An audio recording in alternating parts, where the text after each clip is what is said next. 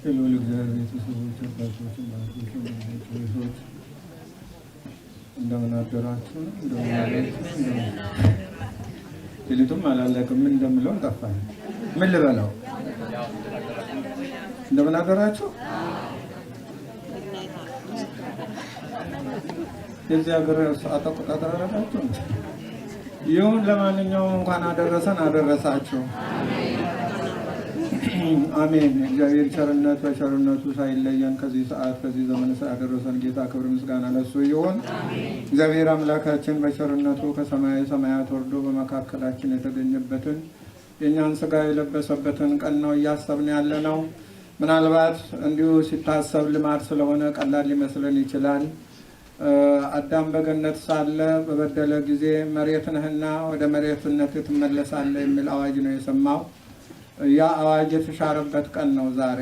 መሬት ነህና ወደ መሬትነት ትመለሳለህ ያለውን አካል ነው ለብሶት ዛሬ ስብሐት ለእግዚአብሔር በሰማያት ተብሎ የተመሰገነ እሱ ነው እና ስለዚህ አንዳንድ ጊዜም ይሄንን ካለመረዳት ይሄንን ካለማወቅ የተነሳ የፈረደበትን ስጋ ነው የለበሰው እና ከዚህ ውጪ ከሆነ ሃይማኖቱ ብላሽ ይሆናል። ጌታ የፈረደበትን ስጋ ነው የለበሰ ሲባል ለእመቤታችን ብለው እነሱ አረሷ ልዩ ናት እሱ ምንትሴ ናት ነው እንደሱ ሃይማኖቱ ይፋለሳል። የፈረደበትን መሬት አንተ ወተገብእ ውስተ መሬት ነህ ወደ መሬትነት ትመለሳለህ ብሎ አዋጅ አወጀበት። እሱ በወደደው እሱ በፈቀደው ሰዓት መጥቶ ደግሞ ከእርሷ ስጋና ከስጋዋ ስጋ ከነፍሷ ነፍስን ፈጥሮ ተዋህደ። ያንን ስጋ ከተዋህደበት ጊዜ ጀምሮ ለሥላሴ የሚቀርበውን ምስጋና የሚቀበል ሆነ። ዛሬም ስብሐት ለእግዚአብሔር በሰማያት ወሰላም በምድር ስምረቱ ለሰብ ተብሎ የተመሰገነ የኛ አካል ነው፣ የሰው አካል ነው። ስብሐት ለእግዚአብሔር በሰማያት ተብሎ ምክንያቱም መለኮትን ተዋህዷልና። መለኮትን ከተዋሃደበት ጊዜ ጀምሮ እነሆ ትጸንሳለሽ ወንድ ልጅም ትወልጃለሽ ብሎ ባበሰራት ጊዜ እንደ ቃል ይደረግልኝ ካለችበት ቅጽበት ጀምሮ ከማህፀንም ሳለ ምስጋና ሲቀበል የኖረ ነው። ስለዚህ ከመለኮት ከስጋ ስጋ ከመለኮት ለሰከንድ ስላልተለየ ከዛን ሰዓት ጀምሮ አምላክ ሆኗልና በማህፀነ ማርያምም ሲመለክ ሲቀማን ነው ሲቀደስ በመላእክት ሲመሰገን ኋላም ከተወለደ በኋላ ስብሐት ለእግዚአብሔር በሰማያት ብለው ያመሰገኑት ለዚህ ነው። እግዚአብሔር በባሕርይ መለኮቱ ድሮንም ምስጉን ነው። ያለ ተደለ ምስጋና የሚጀምረው የዚህኛው አምላክ የሆነ የኛ ስጋ ደግሞ ማን ነው ምስጋና የተጀመረው በመላእክት ነውና ስብሐት ለእግዚአብሔር በሰማያት እና በሰማይ ምስጋና ተገባው ተብሏል። እና ይህንን በቅጡ ካላወቅ ነው በስተቀር እንዲሁ ዝም ብለን በዳበሳ ከሆነ ጥሩ አይመጣም። እና በይበልጥ በዘመናችን ደግሞ የቤታችንን ስጋ አልነሳም የሚሉን ክፍሎች አሉ፣ ስጋ አልለበሰም የሚሉም አሉ። እንግዲህ ይሄ ለምን ሆነ ማለት አንችልም።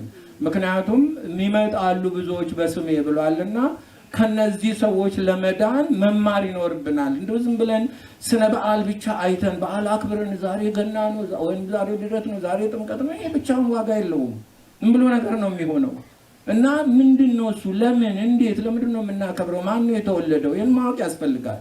እና ስለዚህ ካለመማራችን የተነሳ ይሄ አሁን ዘመን ያመጣው ደግሞ የቲክቶክን በሉ ዩቱብ በጣም ብዙ ነገር እያጋለጠ ነው ያለው። እና የተዋህዶ እንትናቸውን አራገፍንላቸው እያሉ ያፌዙብናል። እንዲህ ሁሉ ሲባል ማንም ሰው ተነስቶ እንዴት እንዲህ እንባላለን እንኳን የሚል የለም። እና ስለዚህ ይህንን ምናልባት ብዙ ለመማር ብዙ ለመናገር ጊዜም የለንም። ለማንኛውም ግን ሁላችሁም ራሳችሁን ጠብቁት። እና ይሄ መሬት ነህና ወደ መሬትነት ትመለሳለህ የተባለው ስጋ የዛሬ 2000 ዓመት ባለቤቱ ወርዶ ያን ስጋ አምላክ አድርጎ እነ ዮሐንስ አፈወርቅ አደንቃለሁ። ይሄ ስጋ ቀድሞ እኮ መሬት ነህና ወደ መሬትነት ትመለሳለህ የሚል አዋጅ ሰምቶ ነበር። ዛሬ ግን መላእክት የሚሰግዱለት መላእክት የሚያመልኩት ሆነ። ግሩም የእግዚአብሔር ስራ ድንቅ ነው አለው። እርቅም ያለት ነው የተጀመረው። እርቅም ከስጋ ስጋ ከነፍሳ ነፍስን በተዋሃደበት ሰዓት ነው ርቃችን የታረቀን ማለት ነው። ምናልባት እንግዲህ ይሄንን ገባ ብሎ ለሚያይ ሰው ነው ስለታረቀን ስለወደደን ነው እና የኛን ስጋ የተዋሃደውና በዚህ መሰረት ይሄንን ነው የምናከብረው። ትልቅ ነገር ነው ይሄ ነገር። ስለዚህ ሁላችንም የቤተ ክርስቲያኑ ስንገኝ ነገር ሃይማኖትን በሚገባ ማወቅ ያስፈልጋል። እና ምናልባት ቀደም ብላችሁ የመጣችሁት ሲነበብ ነበር፣ ሃይማኖት አበው ያነባሉ፣ ልጆቹም ብዙ መጽሐፍ ያነባሉ። ይሄ ድንቅ ነገር ነው። ላወቀ ሰው እምንት ሊመስል ይችላል። ከዚህ የበለጠ ነገር የለም። ልብ አድርጉት። ጌታ በሚያስተምርበት ጊዜ ጸሐፍት ፈሪሳውያን የሚያስተምረውን ትምህርት ባለመቀበላቸው፣ ሐዋርያት በመቀበላቸው ሰማይና ምድርን ፈጥራ የምትገዛ አባቶ ያለ ሰማይና ምድርን ፈጥራ የምትገዛ ጌታ አመሰግናለሁ። ለምን ይህንን ከአዋቂዎች ብልሆች ነን ከሚሉ ሰውረ ለሕፃናት ገልጸሃልና አመሰግናለሁ። አሁን እነዚህ ሕፃናት ይህን መናገራቸው ለጊዜ እነሱ ይህን ማቅረባቸውን ይህንን እዚህ መቅረባቸውን እዚህ አደባባይ መቅረባቸውን እንደ ትልቅ ነገር ሊያዩት ይችላሉ። ሆኖም ግን ያስተላለፉት መልእክት ትልቅ ነገር ነው እና በሕፃንነታችን እንዲህ እንማር ነበር፣ እንዲህ እንል ነበር። እንግዲህ ከነበር ይጠብቃቸው፣ አብራቸው ይኑር፣ አብራቸው ይደግ። አዎ ይሄ የነበር ወደ ነበርነት መለወጥ የለበትም እና ብዙ ነገር ነው ሲሰማ የታደረውና ይሄ ነው መሰማያት ያለበት። የተቀረው ዝም ብሎ መጮህና ዝም ብሎ የሚጮሁትን ማቁት መጮህ ይሄ ዋጋ የለም ዝም ብሎ ከማደንቆር በስተቀር እና አድምጣችሁት ከሆነ ከመጽሐፍ ቅዱስም ልጆቹም አግዟቸው ጥሩ ነገር ነው ሲነገር የታደረው ማለት ነው እና ይሄ ነው ሃይማኖቱ። ሃይማኖቱን ጠለቅ ብለን ካላወቅ ነው በስተቀር አሁን በዚህ ወቅት የሚፈሰውን ማዕበል መሻገር አንችልም እና ስለዚህ የእኛን ስጋ ተዋህዶ የታረቀን ጌታ ክብር ምስጋና ለሱ ይሁን። በተዋህዶ ሃይማኖታችን ያጽናን። ምናልባት አሁን በቅርብ የሆኑ ሰዎች ሲከራከሩ የሰማሁት ነውና ለእናንተም ይሆናቻል ብዬ ስላሰብኩኝ ነው። ተዋህዶ ማለት ተጠፋፋ ማለት አይደለም። ባርጉት መለኮትና ስጋ ተዋሃደ ነው የምንለው አይደል? ተጠፋፋ ማለት ነው።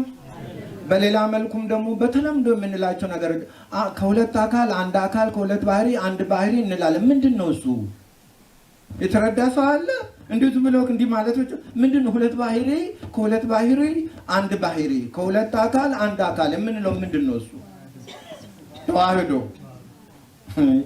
በጣም የሚገርም ነገር ነው። ተማሩ ስንል ከላይ ምንጫጫሉ። እናንተም ብሎ መማር አትፈልጉም። ይሄን ካላወቅ ካልዳንክም ምንድን ነው እሱ? ሁለት ባህሪ ከሁለት ባህሪ አንድ ባህሪ፣ ከሁለት አካል ሁለት። ምንድን ናቸው እነዛ ባህሪዎች? ምንድን ናቸው እነዛ አካላት? ከሁለት አካል የምንለው ልብ ልትሉት ይገባል። ሁለት ባህሪ የምንለው ባህሪ ስጋና ባህሪ መለኮት ነው። ሁለት ባህሪ የሚባለው ከመዋሃዱ በፊት ማለት ነው። የስጋ ባህሪ የራሱ ባህሪ አለውና ማነው የስጋ አካል የራሱ ባህሪ አለው፣ የመለኮት አካልም የራሱ ባህሪ አለው። ስለዚህ ቅድመ ተዋህዶ ሁለት አካል ሁለት ባህሪ ነው እንግዲህ። ስለዚህ አሁን አካለ መለኮት ስጋን በሚዋሃድበት ጊዜ ባህሪውን እንደያዘ ነው ስጋን የሚዋሃደው ማለት ነው። ስጋም መለኮትን በሚዋሃድበት ጊዜ ባህሪውን እንደያዘ ነው ስጋን ማነው ስጋ ባህሪውን እንደያዘ ነው መለኮትን የሚዋሃደው። ስለዚህ አሁን ምንድነው የቀረው? ሁለትነቱ ቀረ ማለት ነው። አንድ አካል ሆነ። በፊት ቅድመ ተዋህዶ የመለኮት አካል ሌላ ነው፣ የስጋ አካል ሌላ ነው። ይሄንን ነው ከሁለት አካል የምንለው እንጂ ከተዋህዶ በኋላ ያለውን አይደለም። ሰዎች ግን ንስጥሮስ ሁለት አካል ሁለት ባህሪ ነው ያለው። እንግዲህ ኢየሱስ ሁለት ሆኖ ሲንቀሳቀስ የታየበት ዘመን የለም እና ምንድነው በሱ አባባል ድንግል ማርያም ተራ ሰውን ወለደችው በዮርዳኖስ ይሄ ልጄ ነው ብሎ መስክሮ አብ በዛን ሰዓት መጥቶ አደረበት ባይ ነው። እንግዲህ በዛን ሰዓት መጥቶ አደረበት። እንደዛ ከሆነ እርሷ ወላዲተ አምላክ አትባልም። ልባርጉት በድንግልና ማትወልደውም ሰው በድንግልና ሊወለድ አይችልም። ተራ ፍጡር ከሆነ በድንግልና ሊወለድ ሊጸነስም ሊወለድም አይችልም። አሁን ይህንን ነው እንግዲህ አባቶች ተነስተው ይሄ ማይረባ ነው ብለው በ431 አወገዙት። ሰውየም ጳጳሱን አወገዙት። ከዛ ርጅራዡ ቆየና ደግሞ ከንስጥሮስ አባባል አንዱን ትቶ አንዱን ይዞ ተነሳ ማለት ነው። ንስጥሮስ ሁለት አካል ሁለት ባህሪ ነው የሚለው። አሁን ሁለት አካል ማለትን ተወና አንድ አካል ሁለት ባህሪ ብሎ ተነሳ ማለት ነው። ይሄ የካቶሊኩ የሚቀበለው ግሪኮቹ የሚቀበሉት ይሄንን ነው። ከነሱ የተለየ ነው። እንደሱ ሊሆን አይችልም። ሊሆን የማይችልበት ዋናው ምክንያት አካል ያለ ባህሪ አይኖርም ወይንም ባህሪ ያለ አካል አይኖርም ባልኩት ባህሪና አካል ተለያይቶ አይሆንም ሲታይ አሁን ይሄንን ነው እንግዲህ አሁን ከይሄን ምድረ ጴንጤ የወጣው ከካቶሊክ ስለሆነ አሁን እነሱ ናቸው የሰሞን ከኛ ልጆች ጋር የሚከራከሩትና እንግዲህ እነሱም ያንንም እኮ ማያውቁትም ዝም ብለው ስለሚያወሩት ነው እንጂ የሚያውቁት ነገር የላቸውም ሆኖም ግን ሁለት አካል አንድ አካል ሁለት ባህሪ ነው የሚሉት እነሱ ማለት ነው ለዚህ ጥያቄ የትኛው አካል ነው አካል የምትሉት አካለ ስጋ ነው ወይስ አካለ መለኮትን ብለው ቢጠየቁ መልስ የላቸው አካለ ስጋ ነው ብቻ ካሉ አካለ ስጋ ብቻውን ማዳን አይችልም አካለ መለኮት ነው ከተባለ አካለ መለኮት አይዳሰስም እንዲህ ይሆናል ማለት ነው በሌላ መልኩ ቅድም እንዳልኩት የማንኛውም ባህሪ አካሉን አይተውም እሳት አካል አለው ባህሪው ምንድነው ማቃጠል ነው አይደል ከእሳቱ መለየት ይችላል አይችልም ስለዚህ ይሄ ነውና ስለዚህ የሚመልሱት ነገር የላቸውም ግን ህፃናትን አገኙና በቀደም ድረስ ያላግጡባቸው እየሰማው ነበርና እኛ አንድ አካል አንድ ባህሪስን መለኮትም አካሉንም ባህሪውንም ይዞ ነው ስጋን የተዋሃደው ስጋም አካሉን ባህሪውን ይዞ ነው የተዋሃደ መለኮቱን ስለዚህ በጣም የሚገርሙ ናቸው እኮ አካላት ከተዋሃደ እንዴት ነው ባህሪው የሚቀረው ያ ሁለተኛ እንግዲህ በአንድ አካል ሁለት ባህሪ አሉ ያ አካል የስጋ ከሆነ ሁለት ባህሪው የሚሉት እንግዲህ አንዱ የስጋ ነው አንዱ የመለኮት ነውና ያ የመለኮት ባህሪ በምንድን ነው የሚኖረው አካሉ ከሌለ ማለት ነው በምንድን ነው የሚኖረው እና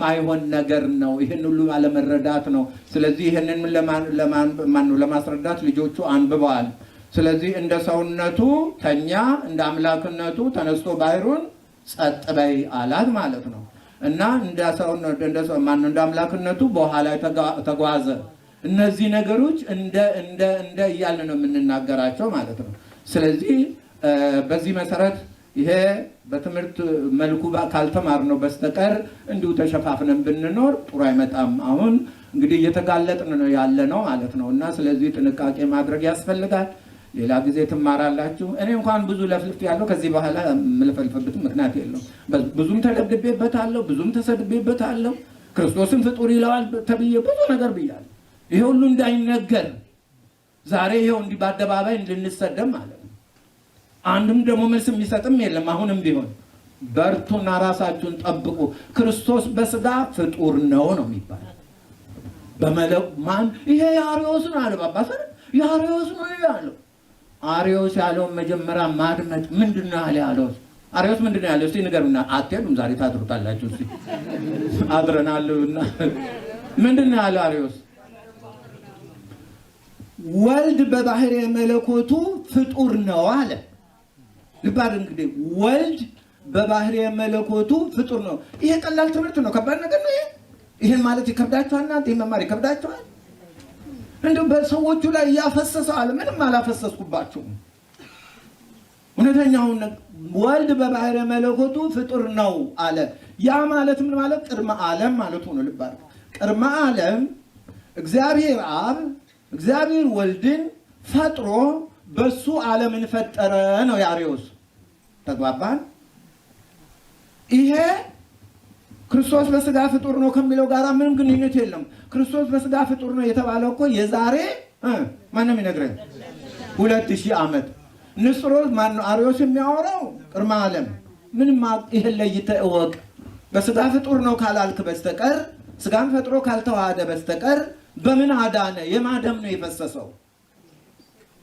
እና ስለዚህ ጥሩ አይመጣምና ይሄ ሁሉ ከመንጫጩት ጋር ብትንጫጩ ነገ ጋራችሁ ጋር እንዳትወርዱ ተጠንቀቁ